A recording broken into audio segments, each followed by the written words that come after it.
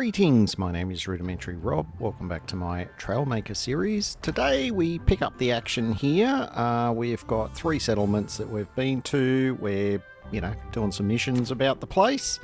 And most importantly, building the hell out of our blueprints to essentially meet the requirements for any of our missions. So, yeah, there is a lot of that in this episode. So, yeah, get yourself settled into your favourite kind of mobile seat, and let's get this underway.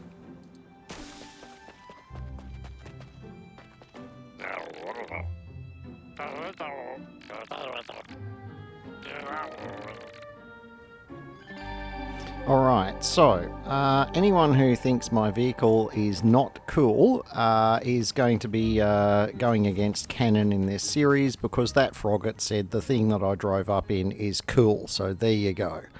Anyway, this is the first of a chain of missions that we're going to be doing as part of this episode, and we're essentially getting a bus run underway. So, the froggets, I can't remember, I think there's like 9 in this group. We've got to transport them to one of the other settlements. So, we're going to do a bit of building here. And I'm fast forwarding a good chunk of this because it did take me a little while to work out how I, how I wanted to achieve this. And, that, and I'm always a bit fumbly when it comes to the blueprint system in this game. Look, we're getting better, but it's still a work in progress. So here we are, we've got, it must have been 8 froggets, because we had the 2 side seats and then the 6 in the back. So we've got our 8 froggets on board.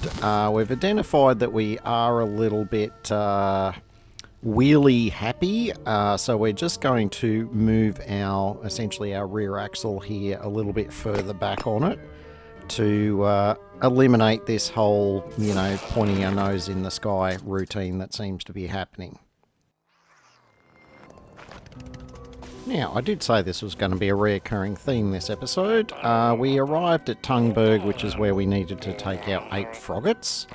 And, this fella here has said, right, since you're so good at building buses, we've got some people that need to go down to Leapsvale.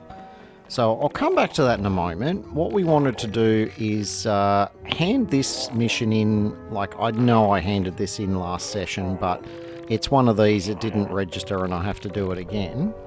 And we've got to transport this container back to... we've got to take it out to Port Aqualite. Now, that isn't where we're heading in this particular mission. We're going to build ourselves a bus and take that down to Leapsvale. I'm already forgetting the names of places. I'm sure this will prove to be interesting as the episode progresses. But we're going to accept the challenge that we're going to build a bus big enough for all these froggets, and we're going to haul our little box of tricks out to Aqualite as well. So, yeah, let's see how we get on with the whole bus building exercise, because that is quite a lot of froggets.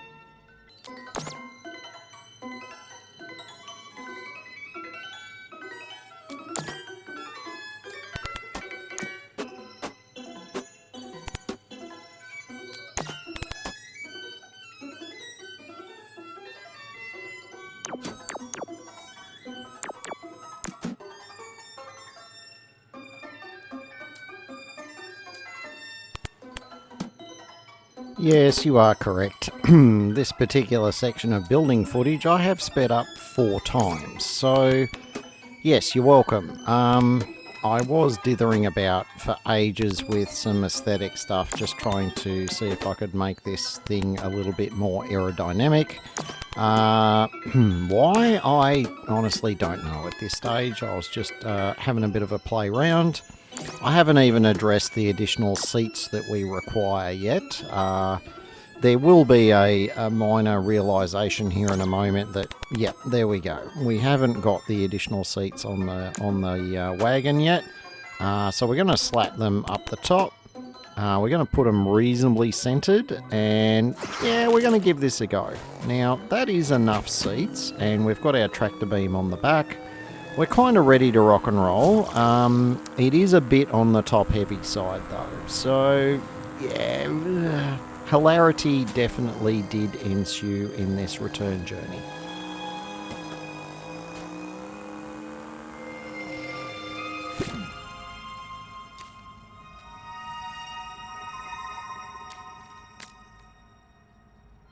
Now, to add to hilarity, I realised that I actually have a couple of spare power cores.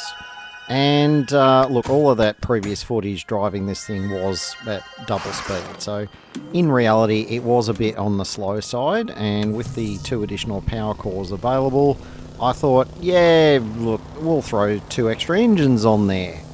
What could possibly go wrong? Yeah, you didn't have to wait long for that one.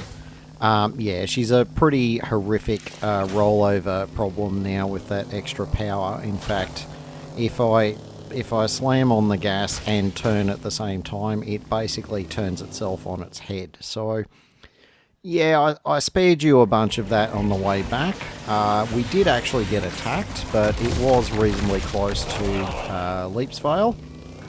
So we decided to seek shelter and deliver the froggets, and we're going to swap out into our gun type vehicle here in a moment, and then we're going to go out and take care of those interlopers.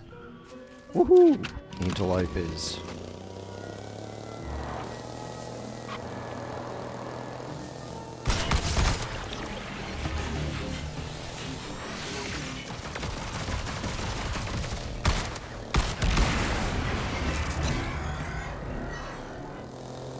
Yeah, we make pretty short work of them in our little jalopy here.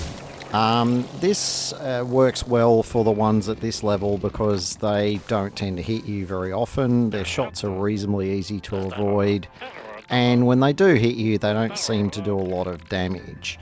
That said though, in some of these later areas that I'm starting to experience, that's not the true case anymore. I frequently get wheels blown off, so yeah, we're going to have a bit of a rework at some stage to make our vehicle either faster and more agile, or more armoured, or a combination of the two. Now, returning to the action here, if you haven't already sensed a theme with these bus driver missions, this should definitely have rubbed it in for you in terms of, yeah, there is an ever-increasing amount of froggets with each new mission. And I don't think I properly counted how many froggets are here, but we've got, what, 6 and 8, we've got 14 seats on our bus, and there are more froggets than that. So we've gone back into build it mode here, and we're going to speed it up here as well. To address the stability, I've decided to add an extra axle with some extra wheels at the back of the vehicle. That should prevent the wheelie, its tendency to want to go back on its back every time I put my foot on the pedal. We're going to rearrange the seats a bit to give us a bit more of a low down mass. So we're adding seats down below first, and then we're going to add more seats up the top, and hopefully, without doing too much more, we're going to be able to have enough seats to address the needs of this particular delivery mission. Let's see how well we get on with that.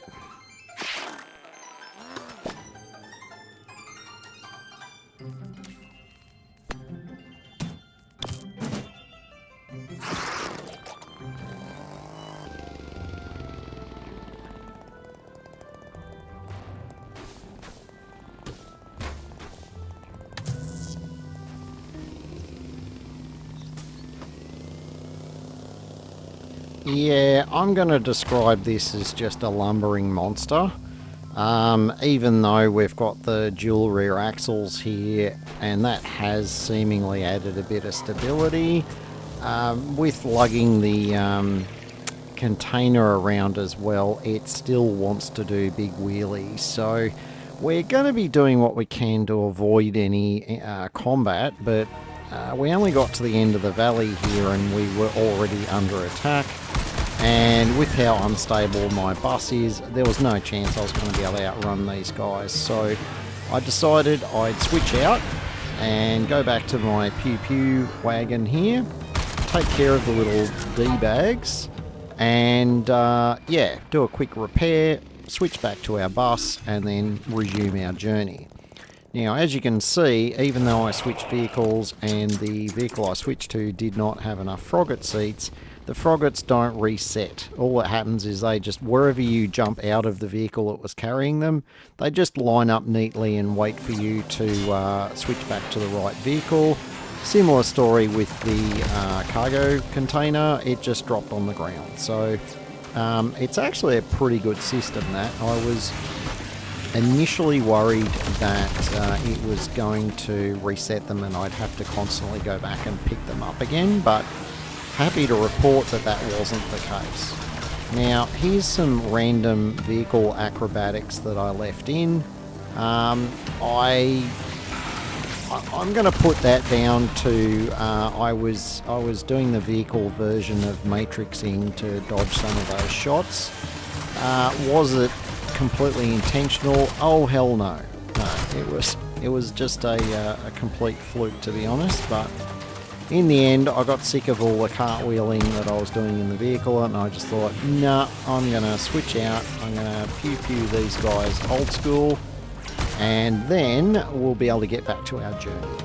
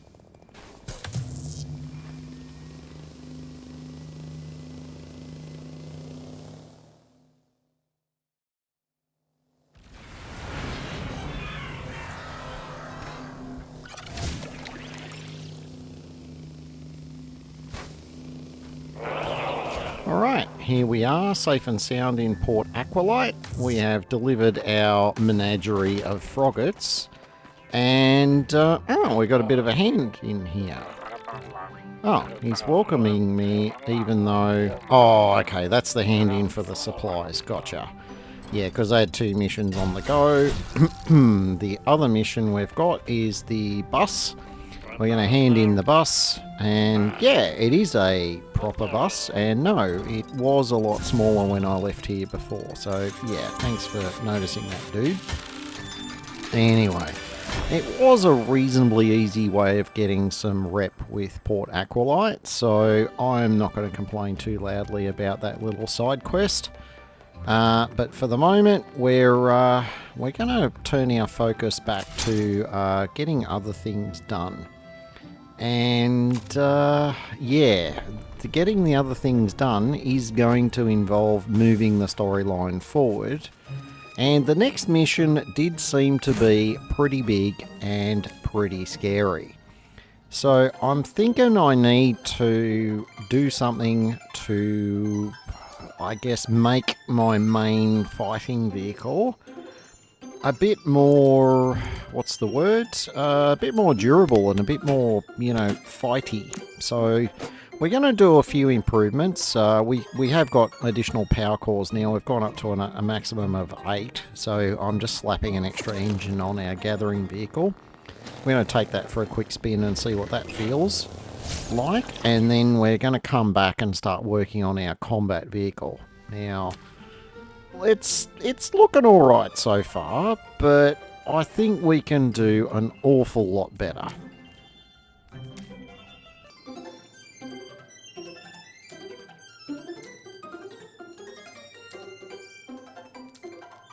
Now, I do get momentarily distracted there by aerodynamic pieces, specifically, you know, the tail fins and things like that, because I notice there is some jet engines in the mix now in terms of the parts that we have access to, and for a moment I had an evil plan to maybe come up with some kind of flyer, but yeah, we don't have enough to do that in anything that I would consider to be an effective way. So we're putting a hold on that idea, and we've returned to the thought that, yeah, we are going to just buff up this little monster as much as we can, and we're trying to enhance our speed a bit, and by putting a bit of aerodynamics on the front, but more importantly, we're trying to improve our durability here by having a shield on the front of the vehicle. That's a fairly recent part that we unlocked, and I'm dying to give it a go. An even more recent part that we've just unlocked is this, oh god, I've forgotten the name of it already. Anyway, it's really awesome. It's basically a gun mount that we can use, and it keeps the guns facing in the direction of my mouse cursor, so it behaves a bit more like a tank, in the sense that I can have a turret pointing in a direction different to my direction of travel. Now, the firing arcs are, I think it's about 200, bit over 200 degrees, so it's sort of 180 and then a little bit more. So it's mostly just a frontal arc, but we've got a bit out to the sides as well. And we're going to use that, and the tactics here are to essentially try to keep moving, because a lot of the, as demonstrated so far, a lot of the botnaks do have very slow tracking turrets, and so a lot of lateral movement, that is movement that's kind of perpendicular to the direction that they're shooting at, tends to help you avoid being hit. And at this stage, I'm still kind of keen on trying to keep my vehicle as light and manoeuvrable as it can be. The whole not being hit also tends to fall under the same banner. So that is exactly what we're going to be trying to do here. We're going to be trying to keep ourselves fast and light, and not rolling over as much as possible. Now, to that end, the not rolling over part, there is a weight module here, which we're going to, it sort of goes against the flow with what I wanted to achieve, but because our turret is kind of high up, we're needing a bit of weight to bring our overall centre of mass down, and it's okay. I think it's, I don't know, 20 kilos or 30 kilos or something that we've just added to our buggy. It is slightly slower, but it is so much more stable as a result. And this is already feeling pretty good. So I thought, why not? Let's come out here into the wastelands and let's give our little buggy a bit of a once over. Now, the whole not being able to drive underneath this dude was a little distracting, but as you can see, the mobility of the gun turret that we've now got set up is really good. I'm able to track things quite quickly, and I can maintain a different direction of travel while I'm still pew-pewing stuff. And that's actually a really good setup. So I might investigate. I don't think I've got the resources at the moment to build a second shield, but I'm almost tempted to want to have one on each side, given that I tend to be sort of driving across in front of them while shooting them from the side kind of thing. So it would make more sense to have the shields on the side of the vehicle rather than just on the front. But that'll be something for experimentation on another day. For the moment though, with these upgrades the way we have them, I'm going to call that a win. So with our success under our belt, we're going to go back out and regather a few odds and sods here, because we did go through quite a bit with our improvements. So yeah, we're going to go and collect a few more things, and then we'll head back to Port Aqualite and see what's next on our itinerary.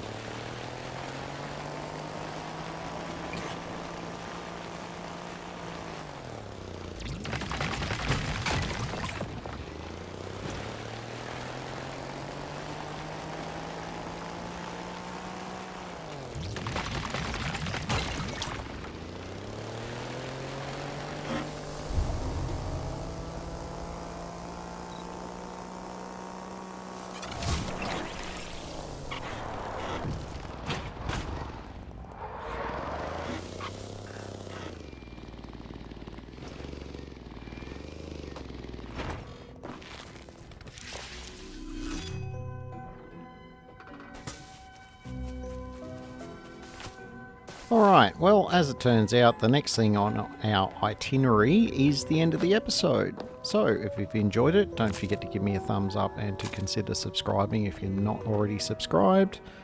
Until next time, my name is Rudimentary Rob. Thank you very much for watching, and make sure you have yourself an absolutely fantastic day.